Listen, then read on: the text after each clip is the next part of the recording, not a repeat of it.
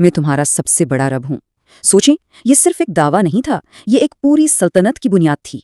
एक ऐसी जगह जहाँ एक इंसान का कहा हुआ लफ्ज कानून से बढ़कर लोगों का अकीदा बन जाता था। तो ये कहानी है एक जालिम बादशाह की और एक नबी की। ये कहानी है ईमान और तकब्बुर की, ज़वाल और निजात की। आइए चलते हैं कदीम मिस्र की इस सरजमीन पर जहाँ एक शख्स ने खुद को खुदा कह दिया, और कमाल तो यह है कि उसकी रयाया ने इसे सच मान भी लिया। देखें, इस जमाने में मिस्र दुनिया की सबसे बड़ी ताकत थी। इसके महल सिर्फ पत्थर से नहीं बल्कि गुरूर और तकब्बुर से बने थे, और यहाँ हुकूमत थी फिरौन की। उसका हुक्म वो कानून नहीं था, वो लोगों का ईमान था। लेकिन इस सारी शानो शौकत के पीछे एक और हकीकत भी थी, बनी इसराइल की कौम जो गुलामी की जंजीरों में जकड़ी हुई थी, जहाँ नस्ल दर नस्ल सिर्फ गुलामी ही उनका मुकद्दर था। अच्छा, तो कहानी में अब वो मोड़ आता है जहाँ फिरौन का ये आसमान को छूता गुरूर पहली बार खौफ से टकराता है, और इस सबकी शुरुआत होती है सिर्फ एक ख्वाब से। एक रात फिरौन ने एक बहुत ही खौफनाक ख्वाब देखा। उसने देखा कि बैतुल मक़दिस की तरफ से एक आग आ रही है और वो पूरे मिस्र को जलाकर राख कर रही है। सब कुछ तबाह हो रहा है, मगर हैरत की बात यह है कि बनी इसराइल के घर बिल्कुल महफूज हैं। वो चीख कर हड़बड़ा कर उठा होगा। शायद जिंदगी में पहली बार उसने खुद को इतना बेबस महसूस किया था। उसने फौरन अपने तमाम नजूमियों को इकट्ठा किया, अपना ख्वाब सुनाया, और जो जवाब उसे मिला उस जवाब ने तारीख का रुख ही बदल कर रख दिया। उन्होंने कहा, बनी इसराइल में एक लड़का पैदा होने वाला है जो तुम्हारी सल्तनत के खात्मे की वजह बनेगा। ये सुनना था कि फिरौन का खौफ सीधा जुल्म में बदल गया। कहते हैं ना, जब दिल में खौफ बैठ जाए तो अकल काम करना छोड़ देती है। उसने एक वहशियाना हुक्म जारी किया, बनी इसराइल में पैदा होने वाले हर लड़के को कत्ल कर दो। बस फिर क्या था, शहर शहर तलवारें चलीं और हजारों मासूम बच्चे मारे गए।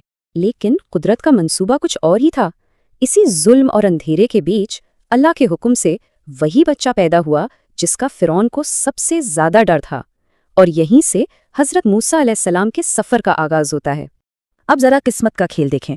पैदा हुए जुल्म के दौर में, बचाया उन्हें अल्लाह के हुक्म से दरिया ने, और परवरिश कहाँ हुई? अपने सबसे बड़े दुश्मन फिरौन के ही महल में।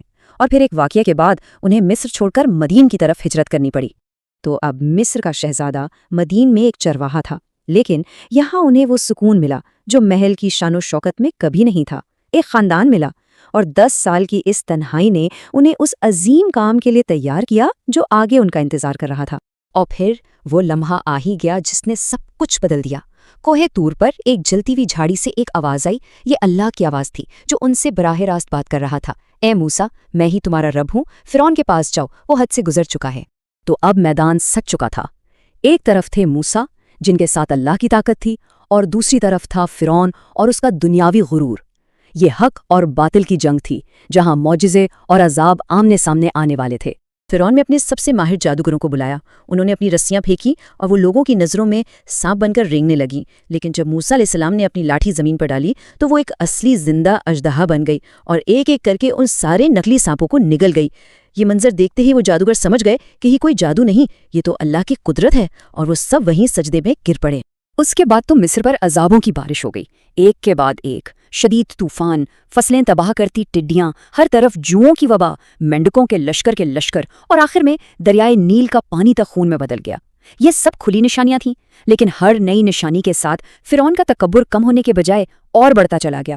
और अब कहानी अपने सबसे अहम मोड़ पर पहुंचती है, बनी इसराइल का मिस्र से निकलना और फिरौन का आखिरी फैसलाकुन ताको। जरा इस मंजर को अपने जहन में लाएं। बनी इसराइल समंदर के किनारे पर खड़े हैं, सामने गहरा बेरहम समंदर, और पीछे फिरौन की फौज जो मौत बनकर उनकी तरफ बढ़ रही है।